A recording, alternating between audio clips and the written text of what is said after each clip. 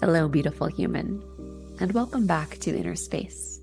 I'm Danielle YS. I've spent my career at the intersection of space science, technology, and the deeper questions of what it means to be human. And what I found is that the most uncharted frontier isn't out there, it's in here. Inner space is where we go within. Because in that inner terrain, beneath the accumulated layers of who you've been told to be and what you've been told to want, is the work you can't not do. The thread woven through every chapter, the dream that keeps beckoning you on, your soul signature. Inner space is where we recover it. Let's explore. Welcome back to Inner Space. This is another episode on Soul Signature Excavating. I'm here with Carla McClure, and I'm really excited to dive into your practice because, Carla, you are at a precipice of morphing your practice into something that feels more genuine yourself. So, Carla, the Soul Signature Excavation is a conversation between the two of us where we get into all the pieces that your soul is asking you to bring forward and has been asking you to bring forward in your lifetime. And as a practitioner, figuring out your signature and not just a laundry list of identities or certifications or professional titles. So what is the work that Carla's soul is here to do? I'm excited to dive in with you, Carla. I want to give you the invitation to introduce yourself just the way that you introduce yourself as of today. And then we're going to do it again at the end and see if there's anything that's shifted. My name is Carla McClure. I'm a Chinese medicine doctor, Oriental medicine doctor, that encompasses doing acupuncture, herbs, resetting, emotion, spirit, and accessing higher levels of consciousness. And Carla, right now you have a brick and mortar as well as your online business. I have brick and mortar and I don't really have an online business. I'm working on setting that up. The vision for the online is to create some containers, for instance, for fertility, because a lot of women who are trying to get pregnant are on limited budgets. And I would say 60 to 70% of it is changing your diet and optimizing your nutrition for optimum DNA. What's super interesting is that the supplements you take for fertility are the same supplements you take for longevity. So you can then take that container and create a longevity container as well, because they all optimize your DNA, lengthen your telomeres, do all the things that make the body healthier, be more resilient and last longer and reverse age. And then I want to do a pregnancy support container. I've done a lot of fertility, pregnancy, and then acupuncture for labor and delivery and postpartum care. All of these things have acupressure points you can teach to people to do themselves, or you can teach to their partners. And a lot of it is diet and lifestyle changes and customizing diet to blood type and metabolic types.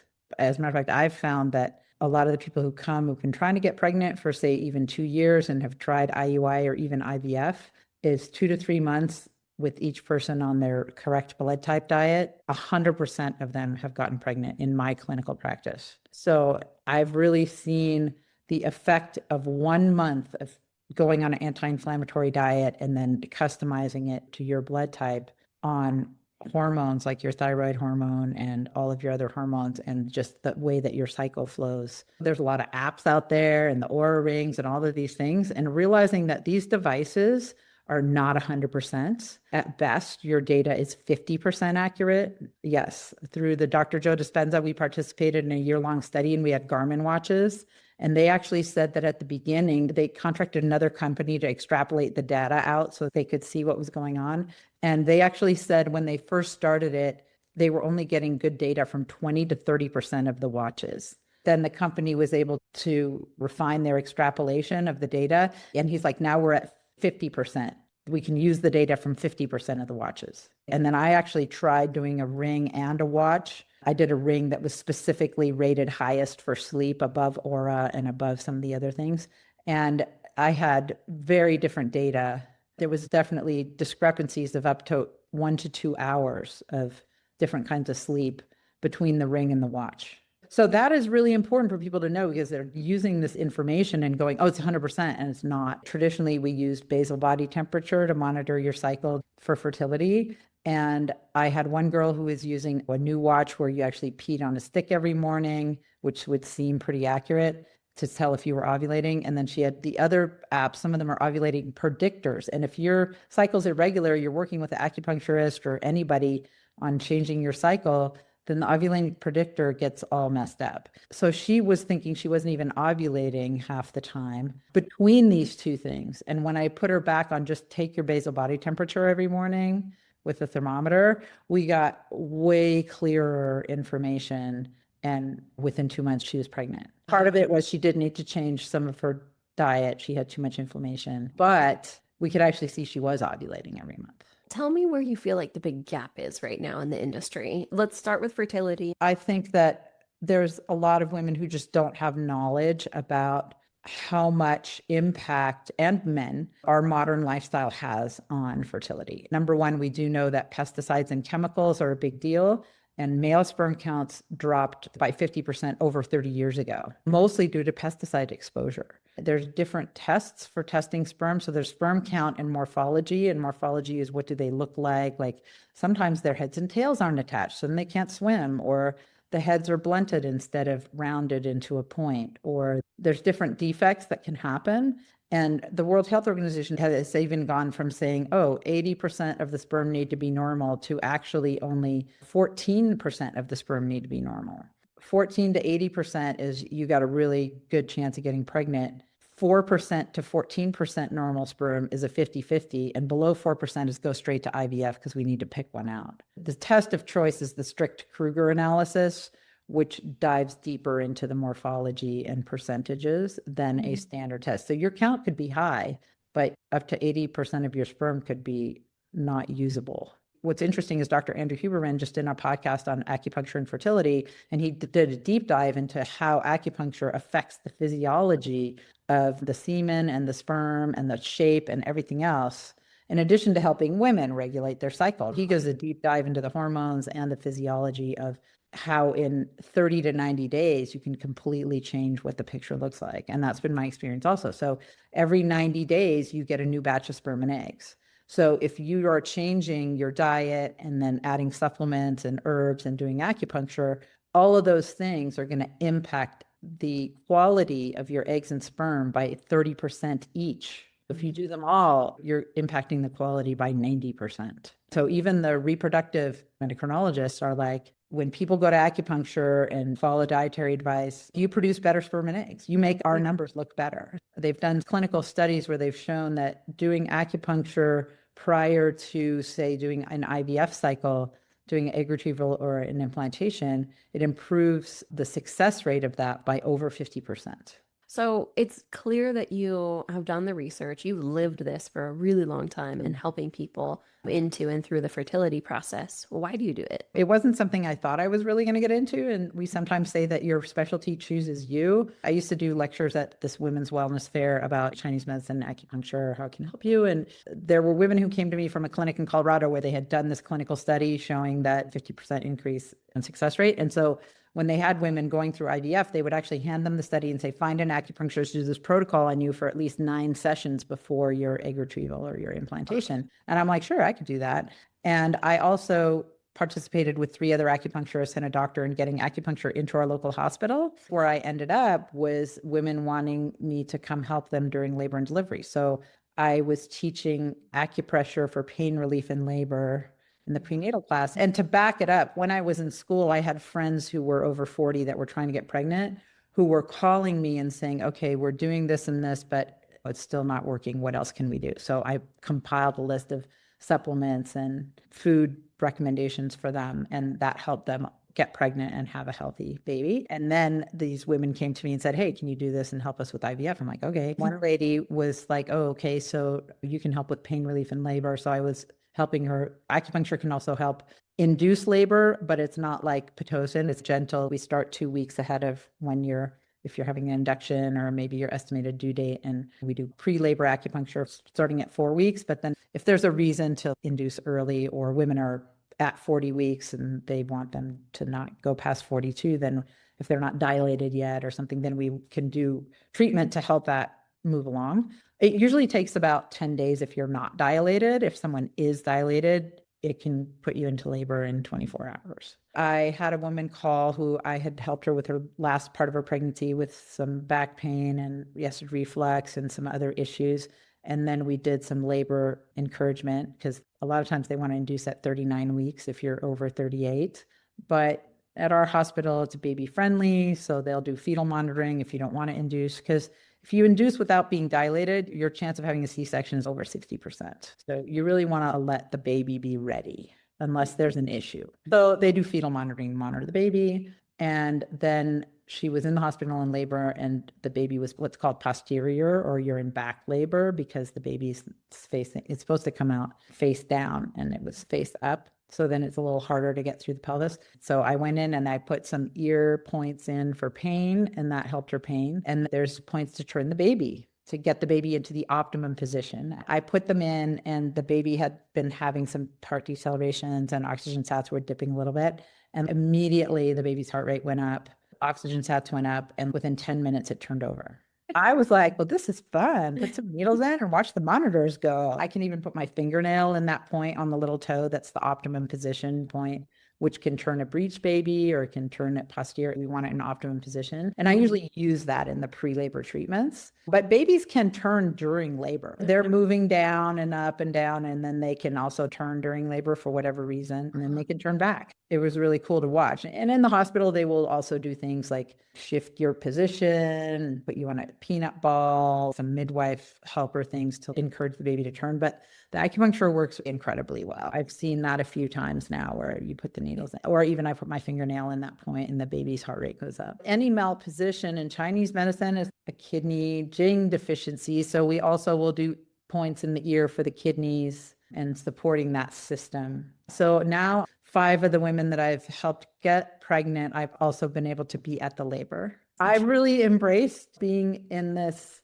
space of bringing new souls in. It's good to have a support team. Moving birth into a hospital setting instead of birthing in your community with all the women in your tribe or in a birthing center. More women would have seen birth, but now they don't know what they're in for or what decisions they might have to make. They're alone with their partner. So it's made birth a medical procedure instead of something more natural. Say more about your relationship to it being more medical now versus communal. What is your emotional response to that? It divorces you from what the experience is, having never seen a birth as a woman, because if you were birthing at home, you could have been a small child and you would have been around for the birth. Some people who birth at home have their 5-year-olds and their 8-year-olds helping. So now all of a sudden you've never seen a birth. You have no idea what you're in for or what can happen, because every birth is completely different. Even though there's milestones and markers, how it progresses and the things that come up are all different. Only 50% of actual conceptions end in a healthy birth. And 80% of those are a miscarriage in the first trimester, maybe even in the first 2 to 6 weeks, where you might not even know you're pregnant. You could have a late, heavy period. And part of that is the body just being smart. It's going, okay, well, you know what? This DNA isn't really working out, so let's start over. That's why preparing for birth in naturopathic circles, we say take a year to prepare your uterus and your body for birth by doing the right nutrients and making sure you get enough essential fatty acids and electrolytes and nutrition to support a pregnancy and support conception. And then you come into it a little bit differently. It's the same with menopause. You got to get ready for menopause at age 30. You can't let nutrition and sleep and all of these other things that we need for optimum health slide. There's some beautiful pieces coming out. The specialty chooses you and why that specialty is choosing you. Yeah. What I'm pulling out so far is number one, you're not just doing the work that you do for conception or fertility or for delivery.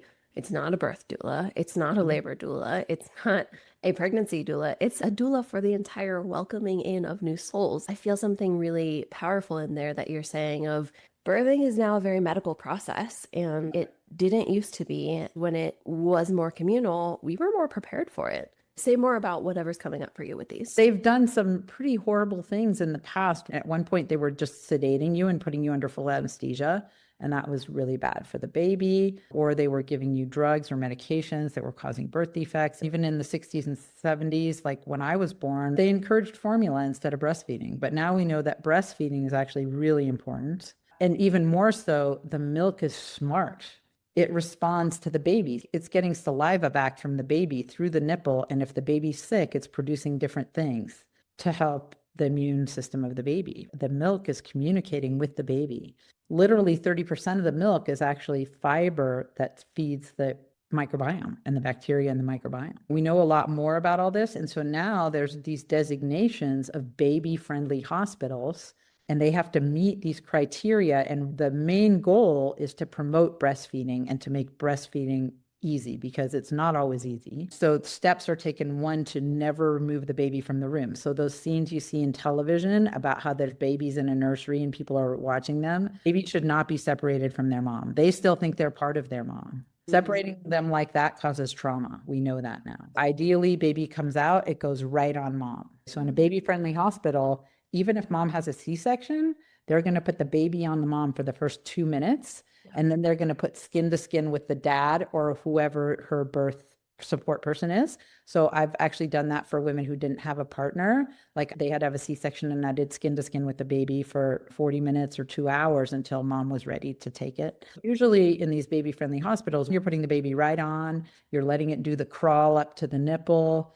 It's not necessarily hungry right away because the placenta has been feeding it, but it has that instinct to latch and nurture. At the beginning, you're only getting less than a tablespoon a day of the colostrum, which is really rich, but it's learning how to breastfeed and latch. Those are also a learning curve. They have lactation consultants and specialists that help you with that. Sometimes you need to go see a chiropractor because maybe the baby got a little twisted coming out and you want to realign the spine. Usually that's a very gentle type of thing. You're not doing adjustments, kind of holding the head and the neck. And it's like if you fell off your bike or you got hit by a car and you got whiplash, your muscles tense up. Then by holding the head, you can let those patterns unwind naturally. And you can do that with adults too. So there's all kinds of support that can happen to help the babies come in. And in Chinese medicine, we think that life begins with the intention to incarnate into a body, and that the baby picks its due date. So even if you're trying to induce labor, there's a whole set of things that are happening outside of our control. Even with the development in the womb, there's no master cell directing how the baby develops and the cells splitting and lining up and forming the organs. That is all epigenetics, meaning it comes from the outside, energy from the quantum field, from the environment of the uterus and the environment of the home that is influencing the development of the baby. So, people fighting or having negative energy or trauma during pregnancy, the babies will absorb that. They're really connected. And a lot of times you'll even see a sibling that's a toddler that's mom's now pregnant. They've already been having conversations with the baby telepathically. So babies understand everything. And when they're born, they're connected to the whole universe. Now they're incarnated into this physical body that's dense and limited, and they have to learn how to use it. And they're kind of like, so why isn't everybody communicating telepathically here? And that's frustrating for them. Sometimes when they're crying, you're supposed to talk to them and explain situations, explain what it is that they're doing or what they're going through. So I'll give a simple example. My friend's baby hated being wiped with the cold baby wipes when she had a diaper change, and she would always cry. But if she said, okay, here comes the baby wipe, the baby would be fine. She would know that, okay, this is coming now, and it's a little bit uncomfortable. They just need to understand. And babies, until they're 6 months old, think they're still part of the mom. Being held all the time, or being held, even if it's dad or someone else, where they can hear a heartbeat, that makes them feel calm, or wrapping them in clothes that the mom's wearing. Ideally, in some cultures, children are never put down, or even if they're walking, they're holding somebody's hand until they're 2.5 years old. They're never alone. They don't sleep alone. They don't sleep in their own room. Australia did a study saying, sorry, dads, co-sleeping till 2.5 produces more secure, independent adults later, because when they're small, their way of communicating is to cry, and they need to have their needs met. And if you leave them to cry something out, they think no one's coming. They say, oh, nobody loves me. So it's super important to really be connected to them and understand that they are relying on you to be there for them. So supporting babies in their soul journey of coming in and understanding their connection to the bigger picture, which in Chinese medicine, that's part of everything is connected. There's this understanding of the baby and its soul. And in Chinese medicine, we have three parts of our soul, and one comes in at the conception, and then the other one comes in when you take your first breath. And the third one is kind of always there. There's two parts that come in together. So it's been really fascinating. And then I actually took some obstetrics certification classes. One of my main teachers was a midwife acupuncturist. And when I was in her class, she picked me up and said, "Oh, you have great hands." She said, "You're actually made for this." And then one other teacher said, "Well, why do you have all these baby spirits around you?" And I said, "Well, I've been doing fertility." Some women come in and they say, "Oh yeah, I know I've met my baby spirit," or "I know there's another baby that's coming through me." And we have to work through sometimes emotional things. Somebody may have had a miscarriage or had to terminate a pregnancy for some reason, and they never grieved it. Like I had one lady who needed to grieve it, and then she was able to get pregnant. In Chinese medicine, we're dealing with the full gamut of the physical, energetic, emotional, spiritual, ancestor connections. I have women also do abdominal massage, and one of the abdominal massage therapists is a little bit psychic, and she's like, this woman had a grandmother that was part of triplets, but she was the only surviving triplet. The triplets wanted to come back in, and that was going to be too much for this lady. So we had to be like, okay, you can't come into this scenario. You have to come into something else. But then there was a very clear baby spirit that was like, yes, I'm here to be part of this family. So sometimes there's other weird, different things, generational stuff that has to be resolved. How do you usually address those pieces of it? I haven't developed my psychic abilities that way, although sometimes I am aware of the baby spirits that are there. Some other people can see them more clearly, or even my clients can see them more clearly, but I understand what they're seeing and what context there is, because in Chinese medicine, we have frameworks for all of these things. For instance, I actually had a woman who had a premature rupture of the membranes at 20 weeks. Babies are not usually viable until at least 24 weeks. And in Western medicine, they pretty much are like, oh, probably this pregnancy isn't going to go through. And when she came to see me, I said, well, I can help you with the emotional and spiritual parts of this. Is this something you really want? And she's like, yes. And the baby's spirit was very calm. So I said, your water doesn't just come out. You have pockets of fluid and you're still producing fluid. So I actually put her on some formulas of increasing amniotic fluid levels. So sometimes if somebody has low amniotic fluid levels, we can increase those in a week with herbs. And then I put her on a formula called fetus longevity formula, which helps the baby last longer. And then we had her on organic prenatals and hold the baby formula. They admitted her to the hospital at 24 weeks. Baby was still doing great. They actually never even gave her antibiotics because she didn't have an infection. They gave her steroids to induce the lungs to develop faster. And she actually went to 28 weeks. And I went there at 26 weeks and brought her some more herbs. I said, you're probably out. And she said, well, yeah, I've been taking them. She said, I stopped taking them for a few days, but they've been calling me at night. And I said, oh, good. They're in the room with you, because the Chinese herb formulas are vibrational. You cook the herbs together and it creates a different frequency. Anyway, she went to 28 weeks and the baby was born twice the weight they usually are at 28 weeks. She went home a month early on oxygen. And the only intervention we had was hold the baby points every week and giving her the herbs. This is so beautiful. I don't have other words to describe it right now, but just the new soul doula work that you're doing. I love the way that you put it, the baby soul journey, the new soul journey that's coming in. It's such a full spectrum way of doing things that is so outside of the very medical way these days. It's so unique and so beautiful. Does this feel like the path that you are going to continue following? I know you were saying the specialty chooses you. Yeah. I love doing births, and I don't have a lot of attachments. I don't have kids. I don't have a partner, dog. So if somebody hires me as their labor coach, I'll stay with them through the whole labor. And I've done 24-hour, 30-hour labors that started at 10 o'clock at night. Because when you go into the hospital, they're going to change shifts every 12 hours. So you're going to get new nurses and new doctors. So I like to be consistent so I can help them with the choices they have to make and be a patient advocate for any challenges that come up, and then be there for postpartum care. We have some series of postpartum things we do in Chinese medicine, like mother warming, because when your uterus is open and the baby's coming out, cold gets in. So then in Chinese medicine, you want to warm that up, and then you lose blood. So then you're wanting to make stews and bone broths with Chinese herbs to build their blood back up after. You want to help mom recover. In old cultures, you went into confinement for 3 months. The father never even sometimes saw the baby until 3 months, because in the old days, sometimes babies didn't survive. Mom would be in the nursery and people would be helping her, and she wouldn't really be out in public and people wouldn't necessarily see the baby. We're doing more of that, at least 30 days at home, and choosing who can come and see the baby, because it takes about 6 weeks of breastfeeding to give full conferred immunity to the baby of any antibodies the mom has. So you don't necessarily want to be exposing them. And in Chinese medicine, you don't want to expose them to wind or cold. You want to keep them warm and not necessarily take them outside, especially if it's windy, because it's new. Okay. It's new to light. It's new to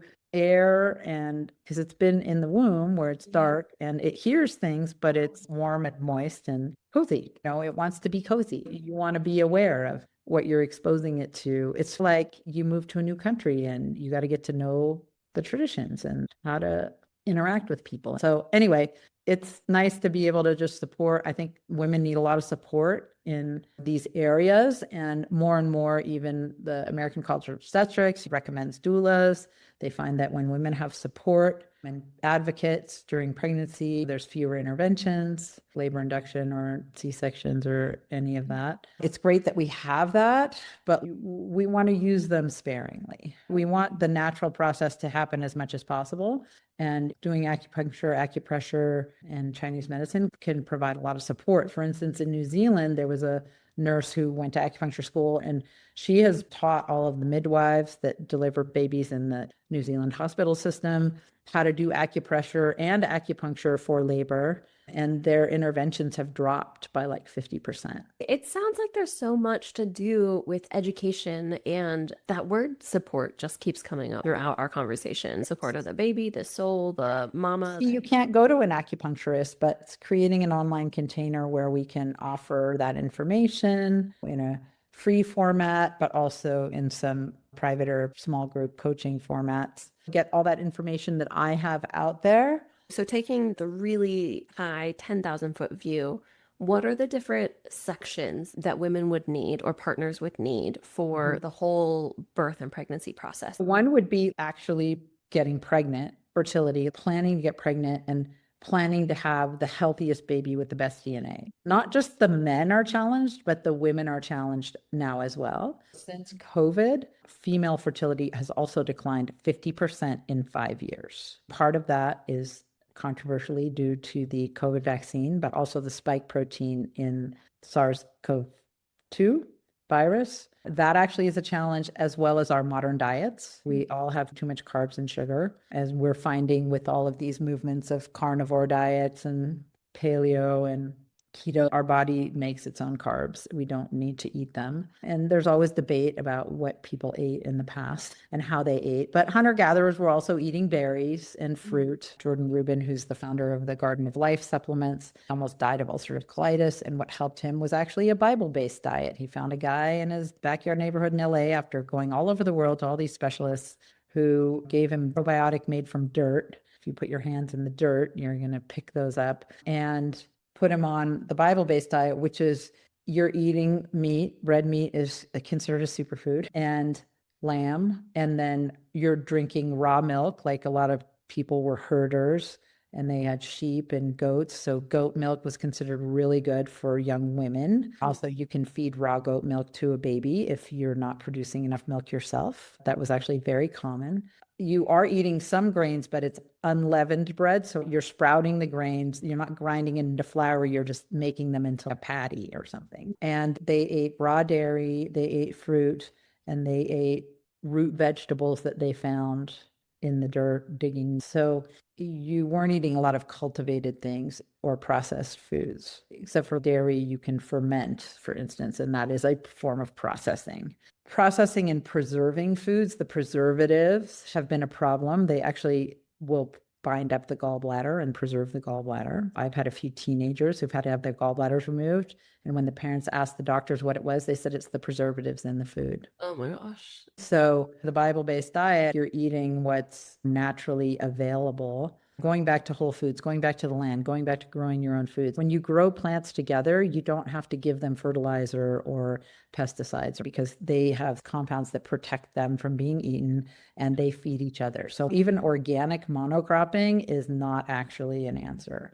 Plants will grow naturally together like a jungle. There's different styles of growing that way. So a lot of people are going back to that. We can regenerate the soil that we've disrupted in one growing season. Dr. Zach Deutsch has a foundation called Farmer's Footprint, and they don't have to put inputs in, and it's better for the small farmers. So there's a lot of things in our society and culture where we've allowed the corporate engine to put all this toxic things out there that we don't necessarily need. There's a revolution coming, and the futurists say we're all going to be going hyper local. Yeah, it's so funny how that's happened. Our world has become very global and very efficient and productive and optimized, and those have been the downfall of so many systems. And most of those foods are not foods. Things produced from corn and wheat, those are quick calories, but they mess with the blood sugar. Hence, 70% of Americans are overweight and have metabolic syndrome. And that's driven from eating carbs and sugar for breakfast instead of eating protein for breakfast. Fasting is also a really big thing. Fasting is something that was normal, that was done in the Bible. You didn't always have food all the time. Fasting once a week for 24 hours is normal. In a lot of traditions, that's a spiritual ritual. So go 7 days on a vision quest and you're not eating anything. Maybe you're just drinking some water. Like with the Native Americans, they would lick rocks to get their minerals. So anyway, preparing the body for fertility, getting things ready by cleaning up your environment, your body, and your home, and then actually getting pregnant, and then actually going through the pregnancy, and then going through the labor and delivery, and then in postpartum, taking care of yourself and the baby. We call postpartum the fourth trimester. There's a lot of support needed, and moms tend to disappear into baby world and they forget to take care of themselves. So creating a package or containers where you can move into the different support groups. A lot of hospitals now, since COVID, also have online prenatal classes and things like that. But in person is always good too. Having classes, mommy and me classes with you and your baby. Because I found that some women, even though they had access to all these online resources, like from their primary care OB during pregnancy, they didn't always utilize them. And actually going and meeting a lactation consultant or meeting a group of moms going through pregnancy, taking the actual prenatal class in person gave them more awareness about the process and what they were potentially facing. I've supported some women who are very busy and they have businesses and jobs and they're getting their house ready for the baby, but they're maybe not totally ready for what they're dealing with and not understanding and navigating that medical healthcare system. There's a lot of choices and decisions you have to make about what kind of birth you want and what kind of interventions you want or don't want. So there's that baby-friendly hospital designation. I ditched a labor assistance for a woman who was in a hospital that wasn't baby-friendly. And in those hospitals, they take the baby away to the nursery for 2 hours after birth. I told some women and they were just shocked. They're like, what? And that still happens? And I'm like, yeah, because it's not a baby-friendly hospital. And if you have to have a C-section, you're in a recovery room by yourself for 2 hours. In the baby-friendly hospital, that would never happen. Mom is back in the room as fast as possible. Baby is doing skin to skin with dad or with another family member or support person. There's no leaving the baby alone. And now we have to make a lot of different choices about interventions that have been pushed on us but are being questioned. Science is about questioning. Is this safe and effective? Did you really actually test it? It should never be assumed that anyone should do anything without looking at your family history or what's really in some of these things and how were these things actually developed. There's a lot of narratives that are pushed on society for agendas that we know nothing about. It's hard to watch people be pushed into things that in a country where we advocate informed consent and freedom of choice,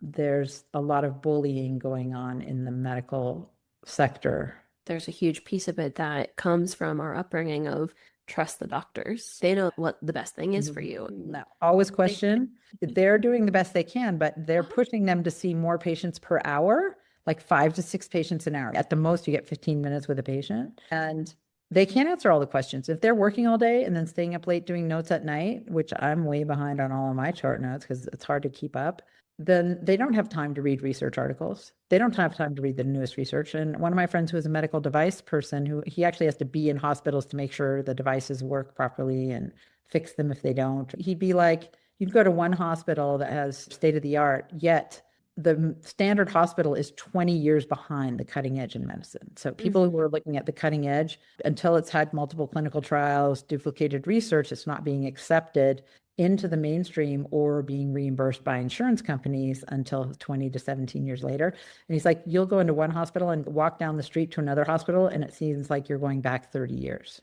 A couple things that come up from this that were in your astrology, your human design chart were number one, disrupting systems. So it sounds like the medical system might be one of those systems that Yes, you are here and being selected to disrupt. And then the other piece is about the clients that you serve. What it said that I'm curious about what it brings up for you is high functioning women who have done a lot and are trying to get pregnant, but have so much stress in their life that it's not happening. Stress is the number one fertility killer. The reproductive endocrinologist who taught the doctorate program at my acupuncture school came and did the Western portion of that. And he absolutely is like, go to acupuncture, take the herbs. I don't know anything about the herbs, but produces better eggs and sperm. So just go do it. And we're on the same page as far as like no coffee, no alcohol, no refined grains, eat your whole foods, veggies, fruits, meats, eggs, get your organic CSA box. He comes in, he goes, lifestyle, lifestyle, lifestyle. He does IVF. He is actually a specialist who women around the world come to when they've failed IVF elsewhere. But he's like, you want women to get pregnant on their own. So number one, he actually won't even start an IVF cycle unless you've done the diet and supplements for 3 months beforehand, minimum of 6 weeks. And continuing to try naturally. Yeah. And reduce stress, get exercise, do things that help you do that. And he gives suggestions for stress relief, like go to yoga class, go to meditation. So getting people to do those things and then be informed about their choices. This is a guy who makes his living doing IVF, and he's not going to push it on you until you change things in your life. Same with one of the top acupuncture fertility specialists in San Francisco. One of my friends, she's got a healthy baby, but she's had a few rough pregnancies, which ended with the baby being stillborn or having birth defects. She wanted to have another baby, and she called her clinic, and she won't even take you as a patient unless you already agree to stop eating sugar, refined flour, coffee, and alcohol, and commit to the program where she also does the acupuncture and she has meridian and abdominal massage therapists. She doesn't want to waste your time because she knows that if you don't do these things, it's going to be harder and you're not going to have as healthy of a baby. She has enough people wanting to work with her that she's not going to work with someone that's not going to cooperate. So lifestyle, stress is huge. If you can't even take the time to come to acupuncture appointments once a week, what are you going to do when you have a baby? There's the women that just kept going. We have to do everything. We haven't been supported, and we don't have to do everything. We don't have to be superwomen. Yes, some women can do that. Your Carolyn Levitts and your high executive, but maybe they have a good support network. Maybe they have like two of my friends, actually, the husband, he decided he was going to be at home because mom actually earned more money on her job. So he was going to be at home and be the baby daddy at home. So somebody's at home to be with the child and to keep the household down and organize the household. NPR did a study 20 years ago where they said, if you had to hire out all of the things a stay-at-home mom does, like managing financial budgets, doing the grocery shopping, cleaning the house, doing laundry, raising children, at that time, it was like $250,000 a year. Now that's probably minimum of $500,000.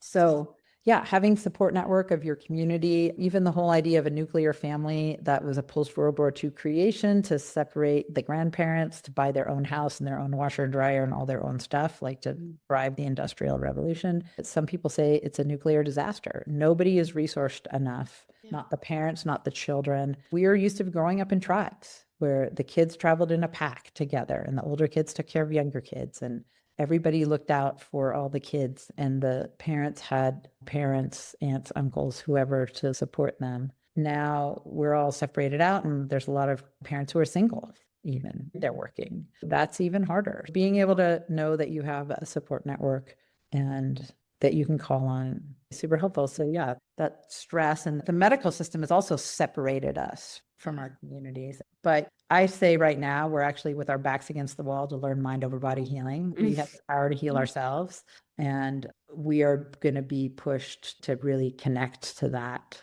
People like Dr. Joe Dispenza, who's been doing the research of how do you heal yourself and how do you teach people to do it and how do you teach people to connect with that parts of themselves that can overcome. And in Chinese medicine, what we say is you get sick when you personalize your emotions or the weather, because both of those are universal. You're supposed to experience them, become an observer and go, oh, that's what that feels like to lose my dog, or to meet the love of your life, or to have a child, or to lose a child.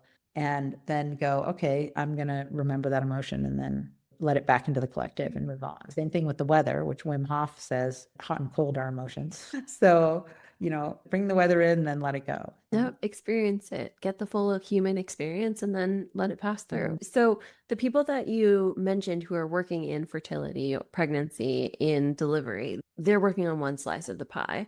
But from you, you're talking about the full spectrum, from clearing the field to postpartum. Does that feel right for you? That whole spectrum of the new soul's journey? I like connecting with people and I like to be there. What I've had to learn is sometimes I'll have women get pregnant and then I don't hear from them. Sometimes they won't even write reviews because they have embarrassment or shame about not being able to get pregnant. So they won't even want to acknowledge that that was actually an issue for them or that it was hard for them. And then also when they're pregnant, they'll do a lot to support the pregnancy and prepare for labor.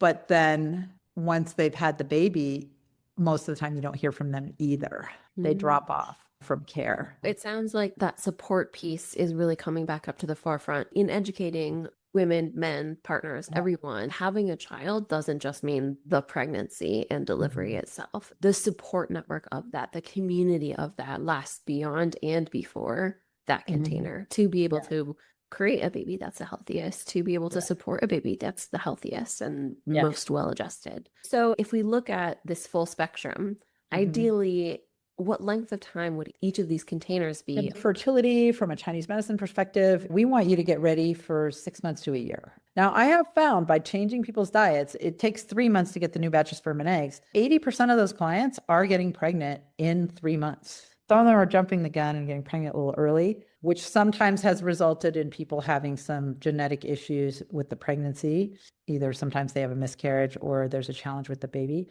So I really encourage people to give a minimum of 3 months. But I've been saying a minimum of 3 months, but then people drop off after that. I really think creating a 6 month to 9 month container for fertility.